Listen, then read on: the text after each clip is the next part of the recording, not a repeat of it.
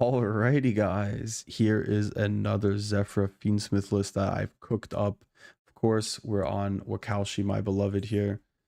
Yeah, unfortunately, this card is just too good. You kind of really want to run it in anything that's going first.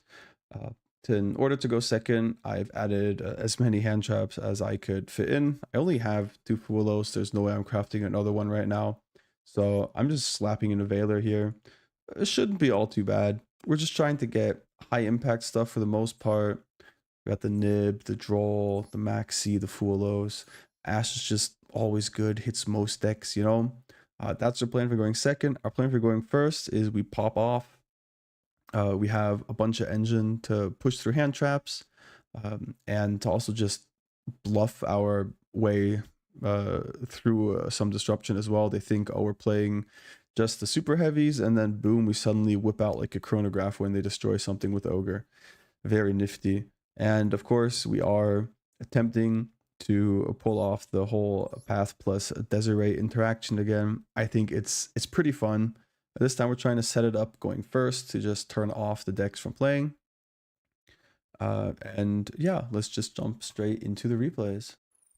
All right, so of course our hand is atrocious. The game would be too easy if we opened a good hand every single game, right? But I want to show how even a poor hand quality can still lead to our combos that we're going for. So we aren't going to be getting disrupted here. Fortunately, we've basically disrupted ourselves more than enough already. We're going to go ahead and Electromite to sack off our gate 0. It doesn't matter which one we delete because we're going to chronograph to summon out the other one. They both do the exact same thing, but we want to keep our private knowledge private for as long as possible. So that's why we're scaling the one that we've publicly added. And Electromite, my beloved, we draw into Zefra Providence, which is great. So we're actually going to pivot our line here and Exceed to add back our Zefra low scale. So Providence can go ahead and search our Zefra for the high scale. Then we get to pend out our Zefranio here, and that's going to search for our Zefra Path. Now the activation requirement is we have 2 Zefra cards with active scales of 1 and 7 in our pen zone. So we have that fulfilled. And now we do unfortunately have enough bodies, even without the main deck Lacrima, to go into our sequence here. Go for our Desirae.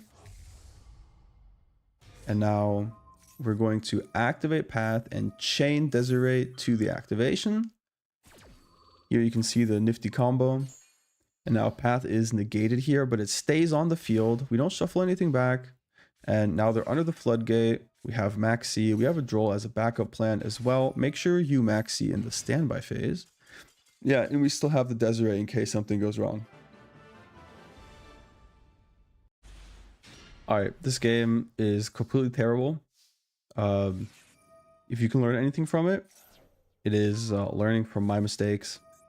So I was actually in voice chat with a friend of mine, and we were yapping a whole bunch. So I completely just threw this game away.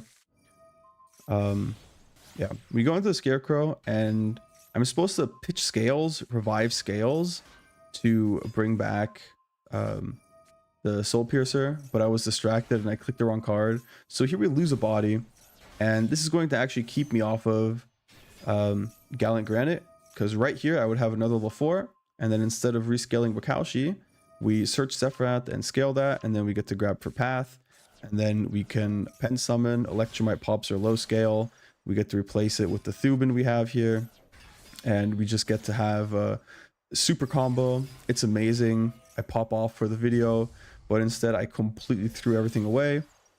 So here I'm going to Electromite and pray for like a YOLO draw. Maybe we get something insane here. But yeah, unfortunately we don't get the Path. Oh yeah, I wanted to Electromite to at least get to the counter trap. Because when this card is pendulum summoned, not special summoned, or when this card is destroyed by battle or card effect while in your monster zone, you can add the Yangzing or Zefra spell trap.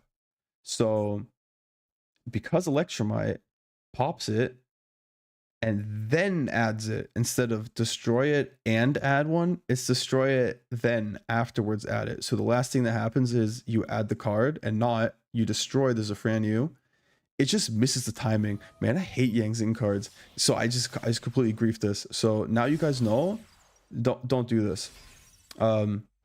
Yeah, so I super turbo hyper griefed my turn, and we still end on like, what is this?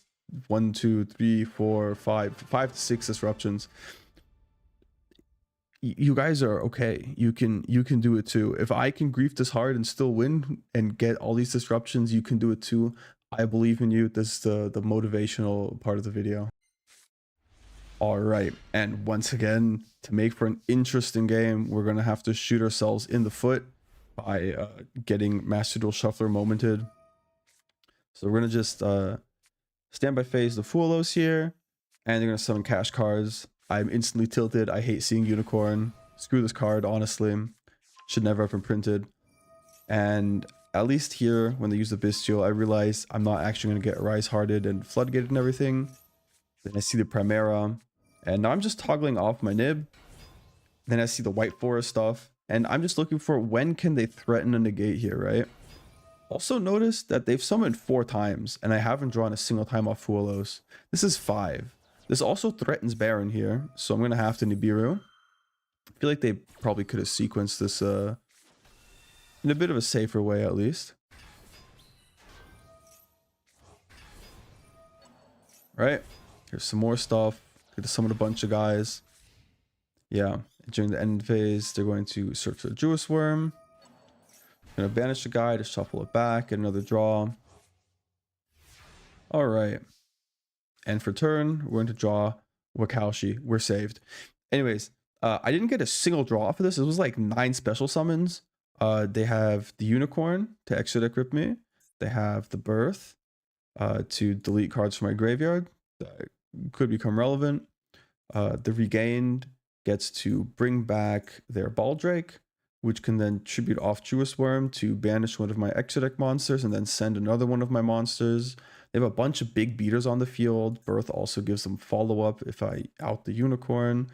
This gives them another draw as well. So pretty dangerous stuff. Right now my immediate concern is the Unicorn. And this might look like I super lose the grind game from here, but don't worry about it. This deck is crazy. I honestly wasn't expecting to win, but the longer I played, the more I saw the vision. So right here, I'm trying to bait the Baldrake. So I'm intentionally not committing my normal summon yet. I have the scales to bring back my Soul Piercer, and I'm going to go ahead and just equip it here, so I get to search some guys, and I want him to Baldrake my Scarecrow, which he doesn't do, which is kind of worrying, but it's probably still fine. I just search a guy to discard off Scarecrow, bring back the Soul Piercer, normal the scales, bring back the Wakaushi, and now I make the Apo. Now, at this point, I am very depressed, because now I am realizing the error of my ways when I summoned the Nib in the far left zone, because I wanted to keep all my zones clear. It forced me to put the Scarecrow in the right EMZ, which now means I have my Apo sitting smack dab in the middle of my board, turning off Beyond the Pendulum, restricting me from summoning stuff from the extra deck, because instead of having 2 arrows off of something like Electromite, I only have 1 more. So very annoying. Yeah. You need to pay attention to your zone placement. Don't make these mistakes that I always make. Now at this point, I feel like I probably should just pen summoned, right? Maybe like summon out a guy, go into like Electromite, whatever. This guy gets to summon another dude afterwards. I didn't. I'm going for this. I can still salvage it though, right? I think there's reason to do this if I don't have my middle zone blocked, right? Because I only get to append 1 from here anyways. So I'm going to just summon out the Astrography. This gets to add back the Chronograph because we destroyed it by its own effect. So even though I popped one of my singletons, my one-ofs, whatever, right? It's still fine. Exceed gets to add back my low scale. Chronograph is my high scale. And we get to summon out 2 guys now from the extra deck, as well as the Destrudo here that we drew into.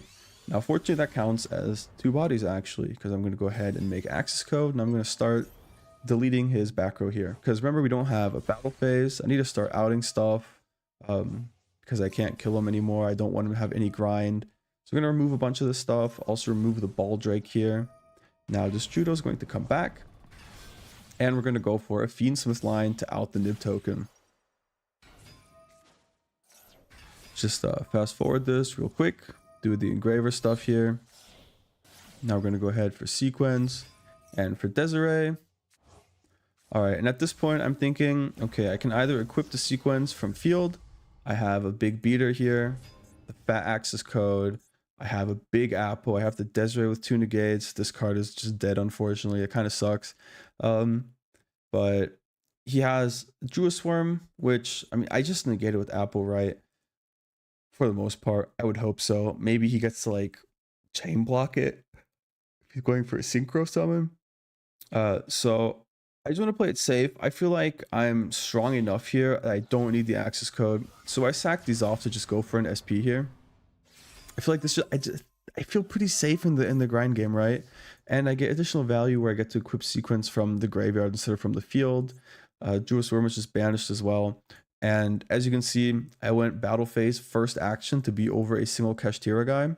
And his entire board has dissipated. I have like 7 disruptions on the field. So that's pretty nice. Now he's going to go straight into Typhon here. When he swings, I'm just going to Desirae here, negate the field spell to like reduce his attack and everything. We're going to send him now. And the problem here is our zones, once again, are completely screwed. We cannot actually pen anything from the extra deck. But fortunately, we draw it into our track. This is why we're running multiple, because the card is goated. I want to see it. Get to send the Lurie here. And now, this is a big issue. I don't have any link arrows to actually make the Requiem. So I'm going to go into the Moon of the Closed Heaven. I could go straight into sequence, but I am missing Fiend access, Light Fiends and stuff, right? So that's why we're going for this. Now, because we got to clear our EMZ here, or I guess even if we have the Requiem up, right? But we get a Link Zone, so that's going to be our second body, or our just additional body that we need for the Fiendsmith lines. We have to go into sequence here, and this gets impermed. This isn't actually that terrible, because it means Apple gets to keep all of her negates. And we don't actually need this here to find lethal, because we can bring back the Engraver. And since we have the Tract in the graveyard, we get to use that here to go into Lacrima. And that can then revive our Desirae that we have here in the graveyard. And at this point, I either just swing for game and win, or I use sequence in the graveyard to equip the Desirae, gain a bit of attack, get the negates, then I swing for game and win. Or I realize I have exactly 1 second left on the clock, and I pass turn. So we're just going to pretend I win here, right? Because this is, like, as you can tell, a super one game state. Fortunately, my opponent has nothing. And they just pass back here. I still have the apple, right? Yeah, so I make sequence just for safety, have Engraver for another body. I'm about to swing, but they surrender here. Never punished, deserve victory. Let's go.